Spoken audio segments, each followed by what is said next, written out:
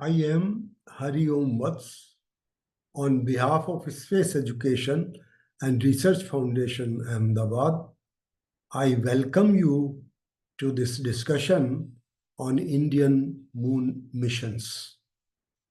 In this discussion, I will largely based on the Indian moon mission, but I will also talk about few more things.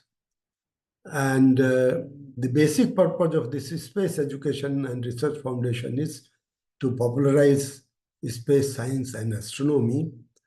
And below here, I have given two email addresses, sushilavats@gmail.com and serfahmedabad@gmail.com.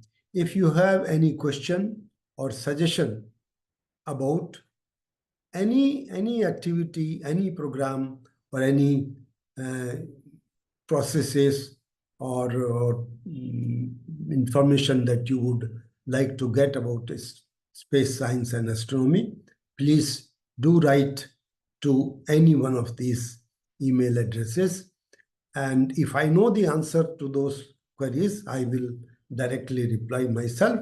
But if I do not know the answer, there is a team of scientists and engineers which is associated with the Space Education and Research Foundation at Ahmedabad. I will certainly get the answer from them and get back to you. I certainly will respond to you. In the basic plan of the presentation is as follows. I will talk about moon's basic features as an introduction. I will also briefly talk about how the space experiments really started and how the space program in India started. And then I will come to the main topic of today's discussion, that is Chandrayaan 1, Chandrayaan 2, and Chandrayaan 3, the three missions that India have had. And then I will briefly talk about the future research programs of moon. So let us begin the discussion with basic features of the moon. As we all know, this is our Earth and this is the moon. The distance between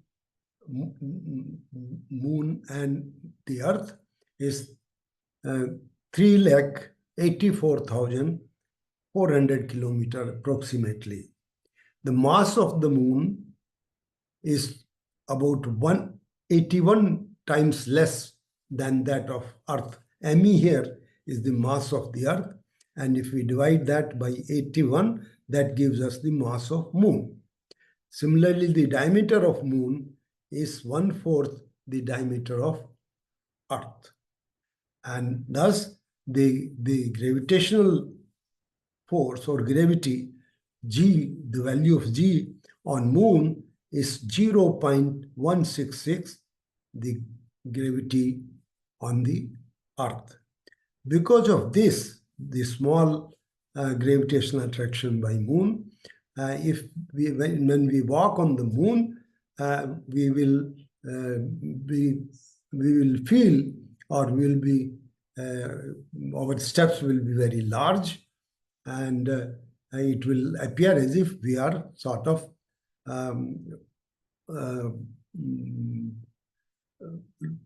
flying, partly flying on the surface of the moon. That is because of the gravitational attraction is less. The other important thing of moon is that moon shows us phases, and here, as we see in this picture, from new moon to gradually it becomes full moon, and then from full moon gradually it becomes new moon again. This process takes about 14 to 15 days approximately. And the important thing is that we always see this face of the moon. We will come to this discussion a little while later in more detail. Here are the two pictures shown. One on the the left, we have phases of the moon. This is new moon, and this is how the moon, the lighted portion increases gradually and becomes full moon. This is called the waxing phase of the moon. And then from full moon to new moon, gradually the lighted portion decreases. The lighted portion that we see from the earth keeps on decreasing, and in about 14 to 15 days, it becomes new moon. The important thing which is shown in this figure here, this is Earth and this is moon. The moon is orbiting the Earth. But while orbiting, it also rotating around its own axis, the spinning around itself. As you will note that here, the time that it takes to make one complete orbit around the Earth, it also completes one full circle around itself. And that is precisely the reason that we always see the same face of the moon, and the other face, which is diametrically opposite side, is called far side of the moon, we never see sitting from the Earth. But if we go in space, we can see both. The actual period, the real period of orbiting around the Earth and also spinning around itself of the moon is 27.3 days. But because Earth rotates around its own axis and also orbits the sun, so the apparent period of the moon around the Earth becomes 29.5 days. And similarly, the spinning period or the period of rotation around itself also becomes 29.5 days. Now, you see the two pictures of moon. One here on the right side is the near side, the side that we can see with the naked eye. We can, if we use smaller telescope or binoculars, we see it in a very great detail. And with larger telescope, you see very, very minute features that exist on the Earth. But this side, the far side of the moon, which is quite different than the near side we see here on the right side, we never see from the Earth. But if we go on, if we have a satellite going around the moon, that satellite will take the picture, will show us this picture. So till the advent of satellites going around or near the moon, we had no information about this side of the moon. But today we have plenty of information about the far side of the moon itself. And the other important thing which is shown here in this picture, this is the entire family of the sun here on the center. And then there are the planets, Mercury, Venus, Earth, Mars, Jupiter, Saturn, Neptune, and Uranus. All the 8 planets are shown here. And as our Earth has a natural satellite called Moon, that is our moon, in the same way, several planets of the solar system have moons, which are shown here by the dot around them. The Mercury and Venus has no moon, no natural satellite. So there is, here is the list of Mercury has no moon, Venus has no moon, Earth has 1 moon, Mars has 2 moons, as you see here, and then Jupiter here has plenty of them. In fact, 4 of the moons of Jupiter were very well known and have been used by several experiments, several researchers in the past. for various studies and were known about 400 or 500 years. But today, with very detailed observation, we know that the Jupiter has 95 moons, and each one of them has their own defined orbit and orbital period and the location of the orbit around the Jupiter. Similarly, Saturn has the maximum number of moons, and today this number is 146 around Saturn. Uranus, which is here, has 28 moons around it, and Neptune also has 16 moons going around itself in their own orbit. So the total number of moons in the solar system itself is 288 as on today, and maybe even more later on.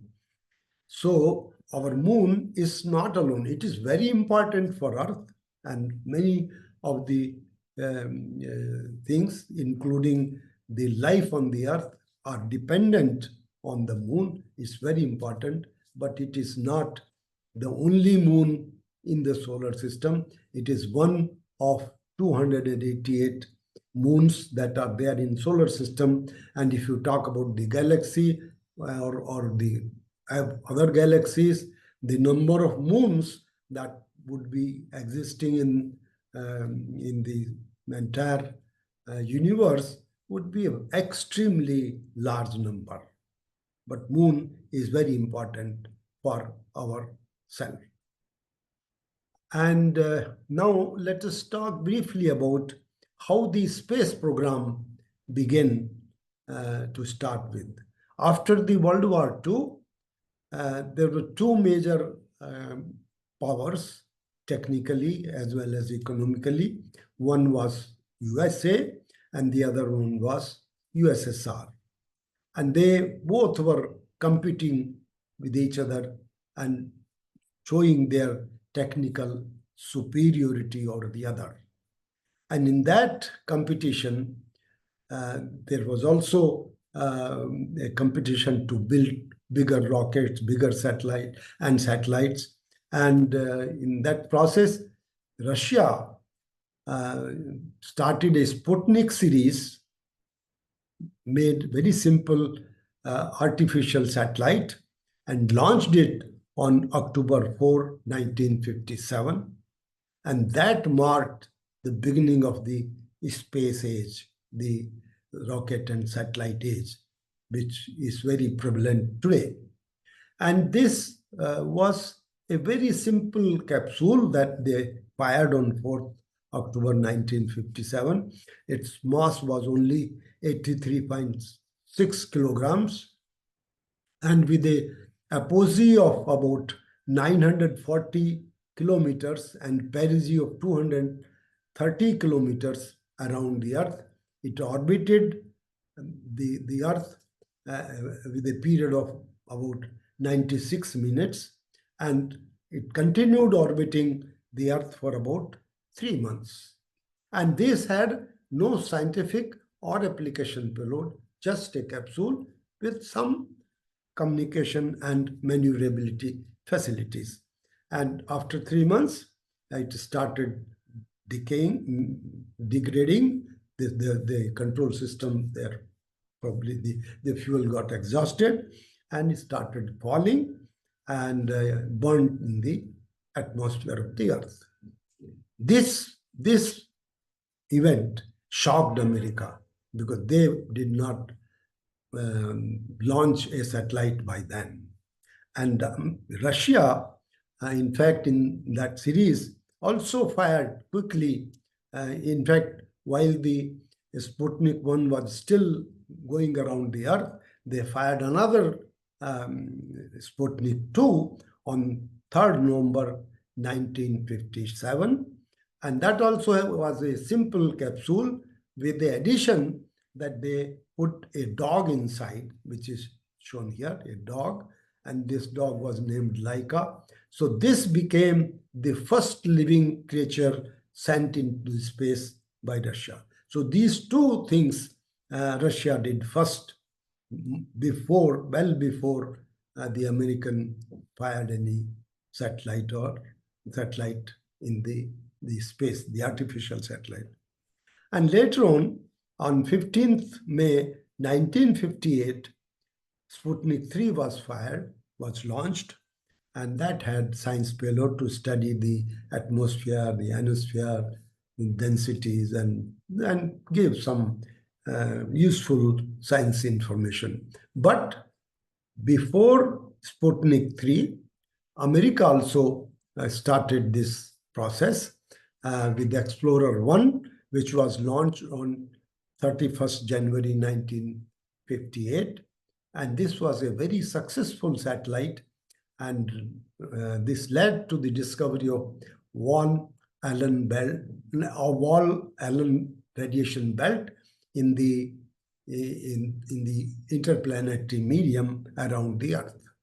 So this was, though theoretically this radiation belt was predicted, but was not experimentally seen. So this satellite did that, Explorer 1. And soon after, in a period of about less than 3 months, on March 17, 1958, Vanguard 1 was launched, and that had the solar-powered system built into the satellite. So that became the first solar-powered satellite, so that the energy requirements will be met by the satellite itself, and there is no need to put additional batteries or supply system while sending the satellite. Explorer 3 was launched on 26th March, and that was to make detailed study of the Van Allen radiation belt. And Pioneer 1 was supposed to be a lunar probe, and which was launched on October 11, 1958, but instead it became the first spacecraft to be placed into solar orbit. Instead of going to moon, going around the moon, it became a solar orbiting satellite. And many experiments, many satellites were launched by USSR and also NASA or America. But in my opinion, the two very important spacecrafts, spaceship or the satellite, which are still working and have worked probably the longest time any satellite has worked so far. They were launched. It was a Voyager 1 and 2, and these were launched in 1977. And both these fly by most of the important objects in the solar system, all the planets, and some of their satellites even, and have passed the entire solar system, and they are now outside in the interstellar medium. And they are still able to send messages and information, and they're still in contact with the control system in NASA. And they are expected to work up to 2036. So that's a very big space program, or very successful program. But there has been many more. But from the point of view of moon, the landmark program or landmark work was done on July 20th, 1969, when the NASA astronaut Neil Armstrong, in their Apollo program, the 11th Apollo mission, first landed on the moon, and he also had a colleague with him, Buzz Aldrin. So Neil Armstrong, became the first person to land on the moon. And after these two, there were 10 more American astronauts followed going to the moon and collected lunar soil, collected rocks from there, and conducted experiments and installed equipments there for follow-up experiments. At the same time, USSR also had a equally big program, which is the Luna series, but they did receive lunar soil and rock samples from the moon and made a lot of observations about moon, but never sent the human being there. And the last Luna 24th or Luna 24th in that series was sent on in 1976, and the 25th was recently sent. I will talk about that a little later. So there has been a lot of research work, and the basic purpose of the lunar research at that time was a competition between USSR and America mainly, and also to learn about moon a little bit. In between, there were also some loud thinking that we collect the solar energy on the moon and devise a method to bring that energy or transmit that energy to the earth that may solve the energy crisis on the earth.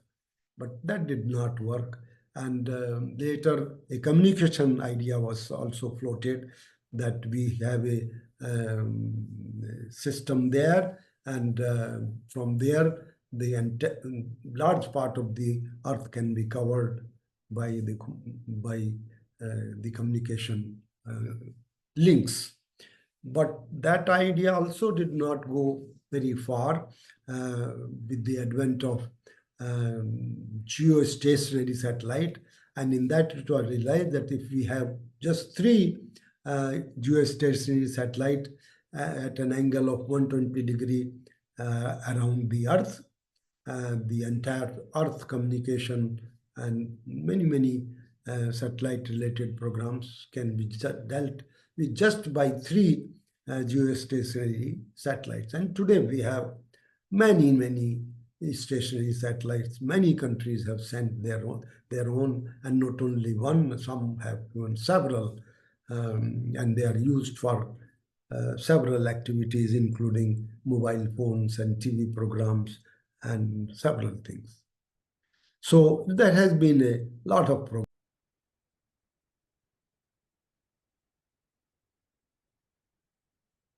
Now let us discuss about the space activity, starting of the space activity in India.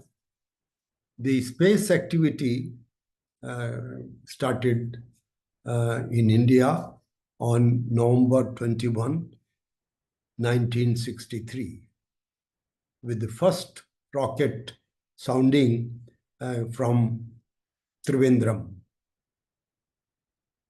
And in this experiment, the rocket was imported, was not Indian, but the payload inside the rocket for the atmospheric or upper atmospheric studies were built by Physical Research Laboratory.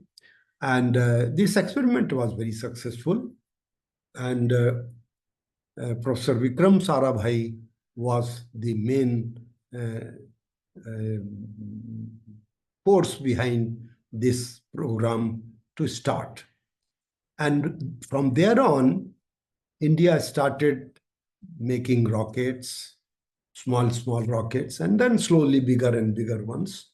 And similarly, we started making satellites. And initially, these satellites were launched by foreign companies, foreign departments. And but slowly, we had our own launching station where from the rockets can launch satellites to the lower Earth orbiting satellites and medium orbiting satellites, and even geostationary, and even beyond that. And today, India has a very big activity and very well developed Department of Space and Indian Space Research Organization. And with this program, today we have Indian Regional Navigational Satellite System called NAVIC, and this gives for our region very accurate uh, positioning of within much better than what we get by GPS.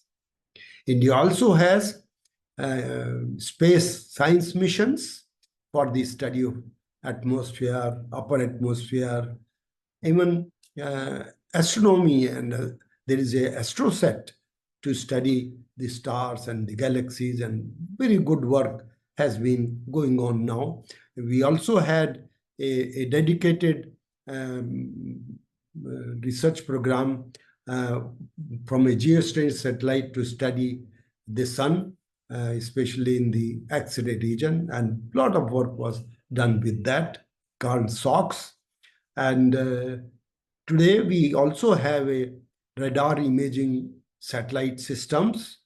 We have Cartosat series, which is used for planning and monitoring purpose. There is a OceanSat series, which gives us sea surface temperature and the color and many other parameters of the ocean.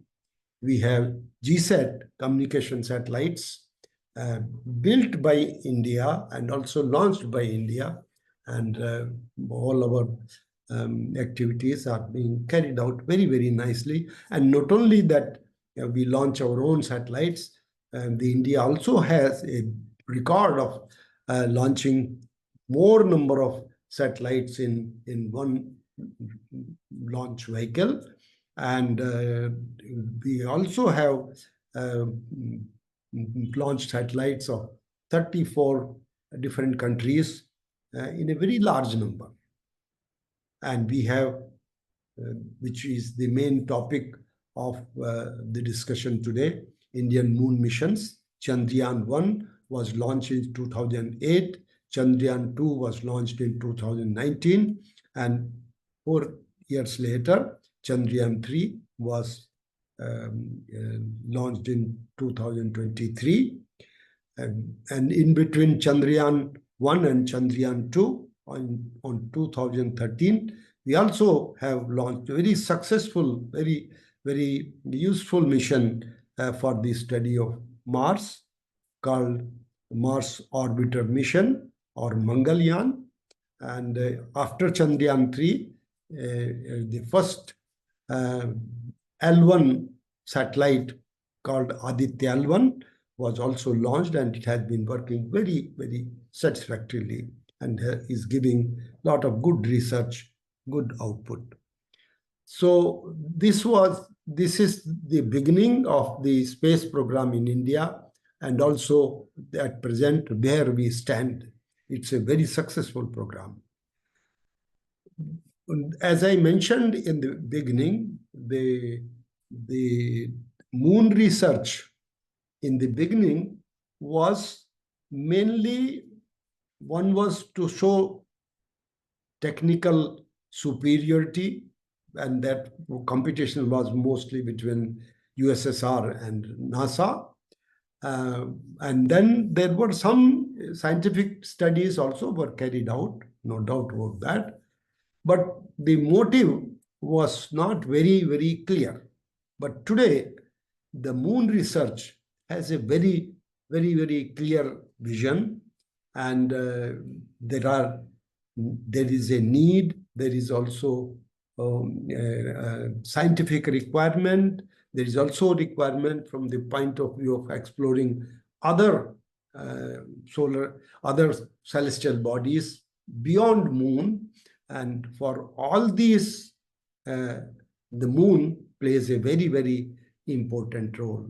So we need today a very detailed study of lunar geology, moon's complex history of volcanic activities and lava flows.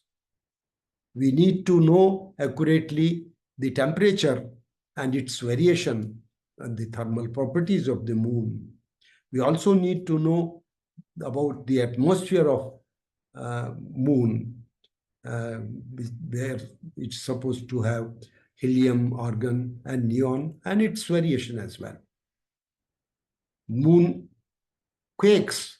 There is a seismic activity on the moon, and some data on this the seismic activity on the moon has been there, but to establish a permanent station there, or develop a sort of a colonization there, or to start an industry there, we need much more accurate measurements, and that's a big program that is now going on.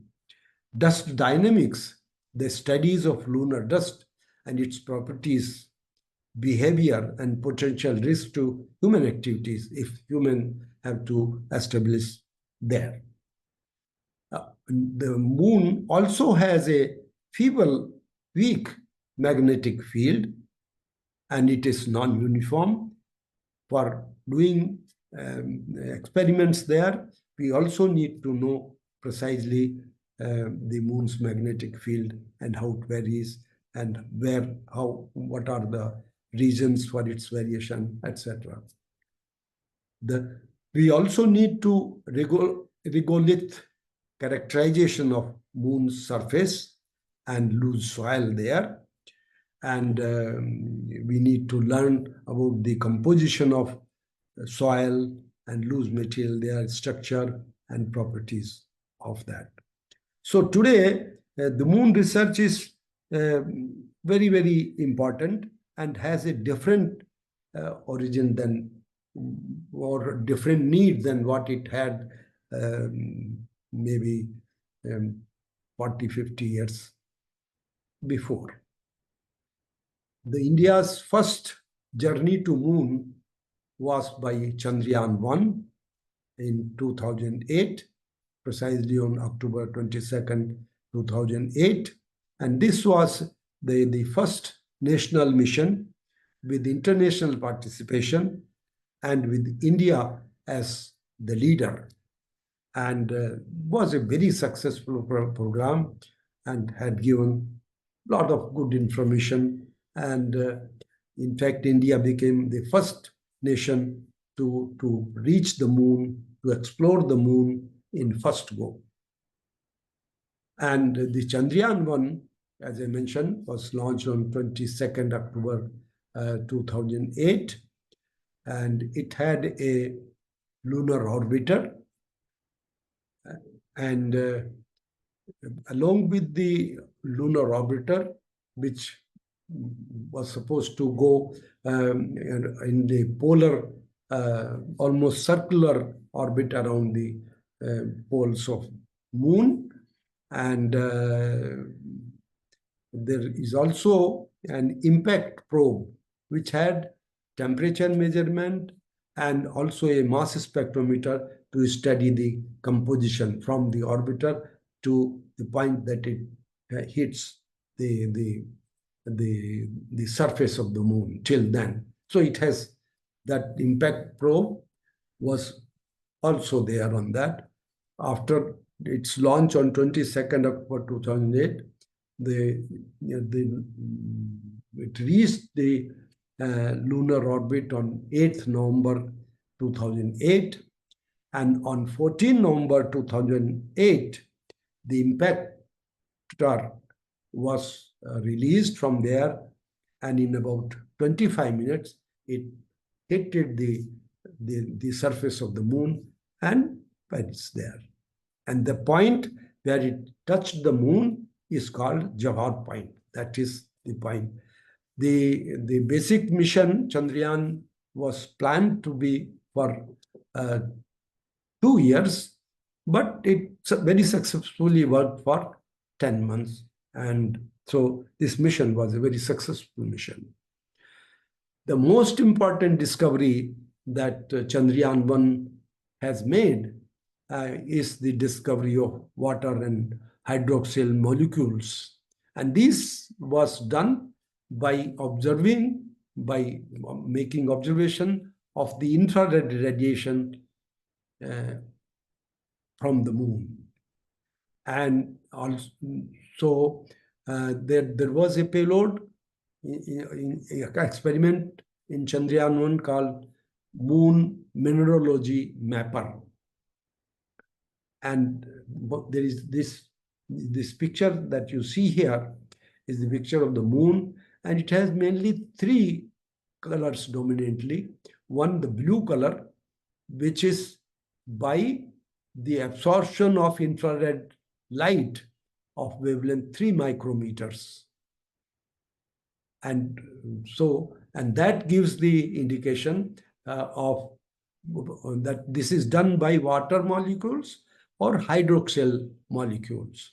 So, and you see that the blue colors are there near the pole, and also on this pole, it's there on both sides. Then there is a large part where you see dominantly green color. And this green color is basically the reflected light, infrared light at 2.4 micrometer from the surface of the moon. And so it shows the surface brightness, and the features of the moon are studied using this radiation, green.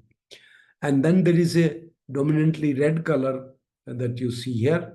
The red is the absorption of 2.0 micrometer infrared radiation. This again is absorption.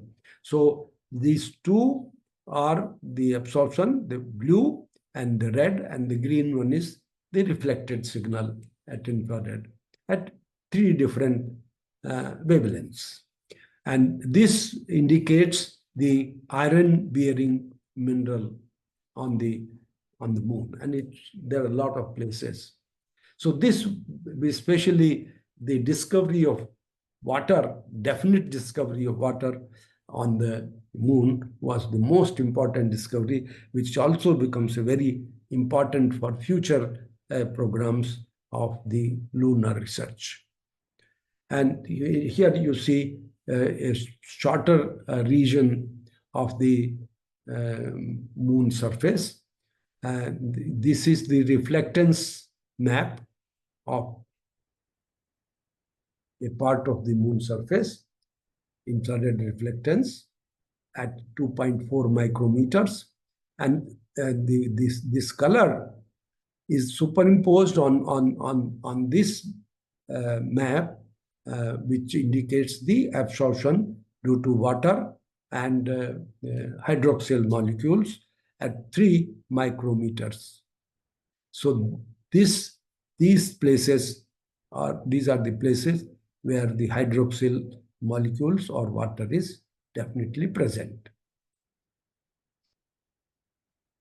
And the Chandrayaan-1 also using that mapper also gives a lot of information about the moon's tectonically active boulders, their boulder movements, tidal breaking, which you see here, and also the lava flow from the volcanic activities that perhaps have taken place in the on the moon's inside, and have the lava has flown. So these are the images of moon surface by Chandrayaan-1. We can summarize the main findings of Chandrayaan-1 like this. The most important was water on the moon, which is a confirmed information. In fact, this payload was a joint venture of NASA and ISRO. The principal investigator was from India. And this study became the most important and very significant study for future exploration and potential resource utilization on the moon. Then volatile distribution also were mapped, and it has seen hydrogen, carbon, sulfur, but their distribution is uneven across the lunar surface. The moon's geological history and the processes that shape the composition, those also were studied by Chandrayaan-1. Impact cratering, detailed analysis and insight into the frequency with which the cratering process takes place, what are their sizes, and the energy of the lunar impacts. This knowledge is very crucial for assessing the lunar environment and determining the potential risk for future missions, especially if it is a manned mission. Now, let us talk about briefly about the Chandrayaan-2, which was launched on 22nd July 2019. And Chandrayaan-2 had 2 or 3 major parts. One was the orbiter, which is seen here. And on top of that is the Vikram lander. And inside the lander, there was a rover inside. So these 3 systems were launched on 22nd July 2019, and they reached the lunar orbit on 20th August 2019. And after some time, the Vikram lander was released from there, because that was supposed to land on the surface of the moon, and it was planned to have a life of about 14 days. But by landing on 6th September 2019, excuse me, the Vikram lander crashed. The orbiter of the Chandrayaan-2 has a life of 7.5 years, which has already been there for 5 years and giving very important, very detailed information about various processes that take place on the moon, and it's very, very successfully working, and will probably work for another 3-4 years. The system, the Vikram lander, which was also a part of the Chandrayaan-2, was to, in the first 35 kilometers, it was very softly progressing and was controlled from the ground from here. But after about 12 minutes, it lost control or contact with the ground control system. And at a height when it was only 2 kilometers from the lunar surface, it had a free fall and crashed. In the 2 kilometer after it crashed. And the crashing side is shown here. There are 2 images which are displayed one after the other. This is before, and this is after the impactor, the Vikram lander has impacted and crashed there. But the mission had given a lot of good information, and this is one example. There was a big crater which was discovered by the Chandrayaan-2, and which has a diameter of about 8 kilometers and a depth of about 1.7 kilometers. This crater is named after Vikram Sarabhai, the father of Indian space program. And to summarize the outcome of Chandrayaan-2, we can say the mission was 98% success. The failure of Vikram lander was very carefully analyzed, and necessary corrective measures were suggested by a team of scientists and engineers. And these were implemented in Chandrayaan 3, which became successful after that. And but the Chandrayaan 2 has given more precise information of water molecules and their distribution in the moon surface. And it also has detected chromium, manganese, and sodium. Chandrayaan 2 also observed microflares outside the on the sun, outside the active regions. And these microflares are supposed to play a very important role in heating the outer part of the sun, which is called corona, which is at a very high temperature, almost as high as the core of the sun. And how that temperature is attained is still a mystery to understand. But these microflares outside the sun's active regions probably plays an important role in heating the solar corona. Now let us talk about Chandrayaan 3 mission. And this was launched on July 14, 2023 from Satish Dhawan Space Center in India. And in fact, all the three, Chandrayaan 1, 2, and 3, they were all launched from the same launching station called Satish Dhawan Space Science Center, and had more or less this similar principle or similar strategy to reach the moon. That first it was launched from the Earth and in an Earth-bound orbit. And these orbits were gradually sort of made more and more elliptical so that it goes more far on one side, especially on the side of the moon.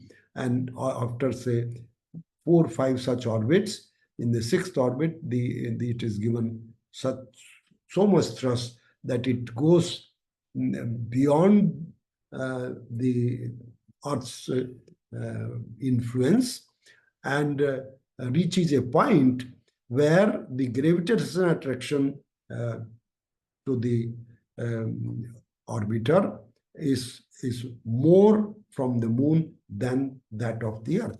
And so it starts going around the moon. And around the moon, it makes very large elliptical orbits to start with, but then gradually the speed is reduced so that it becomes the ellipticity decreases, and finally it becomes a sort of a very circular, comes very close to the moon. And Chandrayaan 3 had similar configurations or similar parts, with the difference that there was no orbiter in the Chandrayaan 3. It had a lander module, and this lander module has a weight of 1,726 kilograms. And inside that was a rover which came out from here. This is the rover, and it has experiments. Both has experiments. This also has experiments, and this also. But only difference is that the Vikram lander will remain stationary there, and the rover will move on the solar moon surface and make measurements at different points. On 23rd August 2023, last year, the Vikram lander was successfully softly landed on near the southern pole of the moon, and the point where it softly landed successfully is called Shiv Shakti point. And after its launch on 14 July 23, it took about 40 days to reach the moon's orbit. So it was a reasonably, a very slow process, but very efficient, very less fuel consuming process that the ISRO has followed. But there was a big competitor which was launched by USSR or Russia now.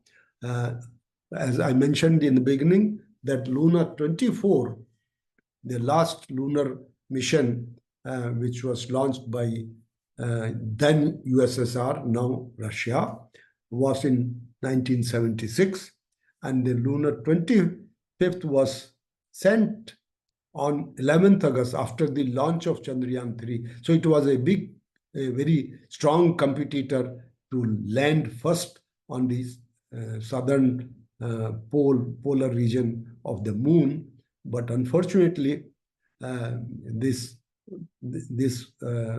was launched on 11th August 2023, and it reached there very fast on 19th August, about 4 days before the landing of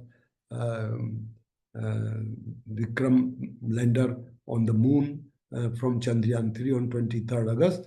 4 days before that, it crashed there. It was not successful.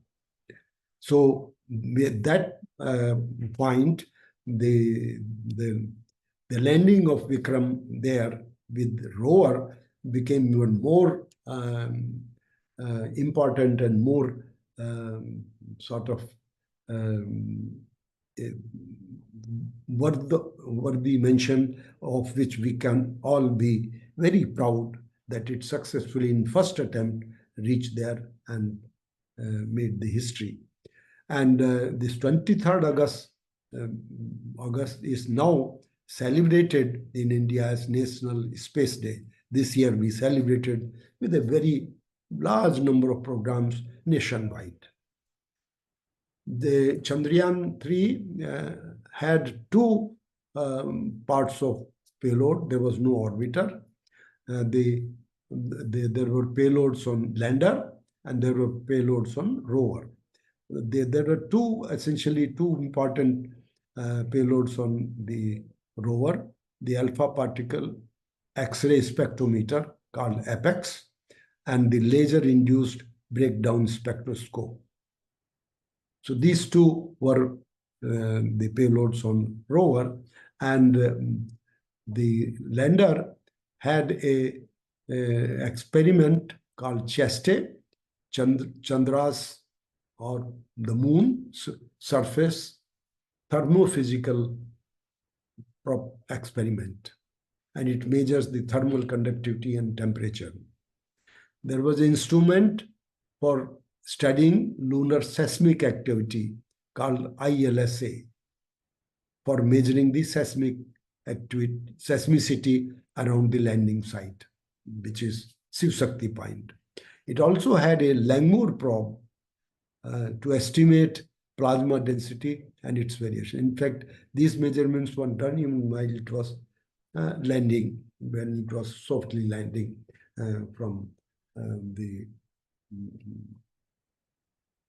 on the moon. And there was also a passive laser retroreflector array, which was an experiment of NASA, was accommodated on this, which is basically to study the lunar, it's a ranging studies, distance between Earth and the moon. So that experiment also was there. And the Cheste made, in first few days itself, it made a very important discovery that it measured the temperature as a function of depth in millimeters here. This is the surface, moon surface, where the temperature was about 50 or 60. And then as you go down, the temperature almost linearly decreases and goes to something like -10. So there is a temperature difference of 50, 60 degrees over such a short distance of only 8 centimeters, which is very large, which indicates that the thermal conductivity of the lunar surface is very low. So this was one important and good discovery made by Chandrayaan 3. And here, this is the apex locations. Sorry, these rectangles show the location where the rover made. Actually, these are numbered from 1 to 29. The rover Pragyan made measurements, and Vikram lander was stationary here. And the green shows the sort of parking points of Pragyan. And at all these points, it made measurement. The scale here is shown by this line, that this is about 10 millimeter. So 10 meters, sorry. So, and another important discovery, which is very, very recent, just last month, Vadawala et al., 2024, based on the Chandrayaan 3 measurement, showed the elemental evidence of several of these: sodium, magnesium, aluminum, zinc, up to nickel, all these elements. And the measurements are shown here. These are all normal